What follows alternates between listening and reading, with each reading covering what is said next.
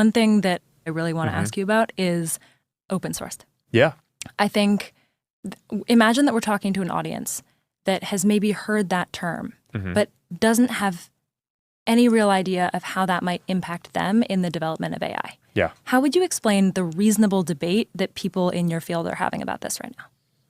Well, I think there are two pieces. I mean, so what does open source mean? It means that people can build a lot of different things, right? So at a high level, I look at the vision that a bunch of companies have, right? So OpenAI, Google, they're building an AI, right? Like one AI that I think in general, they're like, okay, this is going to be, it's like they think you're going to use Gemini or ChatGPT for like all of the different things that you want to interact with. And at a high level, that's just not how I think the world is going to go. I think we're going to have a lot of different AI systems, just like we have a lot of different apps.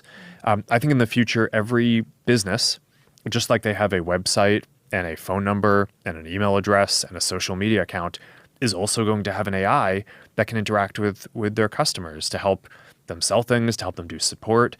I think a lot of creators will have their own AIs, right? I think like a lot of people will interact with a bunch of different things. There's a question of, okay, do you want a future that's fundamentally kind of very concentrated and where you're interacting with kind of one system for everything? Or do you want one where a lot of different people are building a lot of different AIs and systems, just kind of like you probably didn't want there to be just one app or just one website. It's like a richer world when there's a diversity of different things. So that's one piece, is just giving people the ability to build it themselves. And what open source does, it makes it so that everyone can take and modify the model and build stuff on top of it.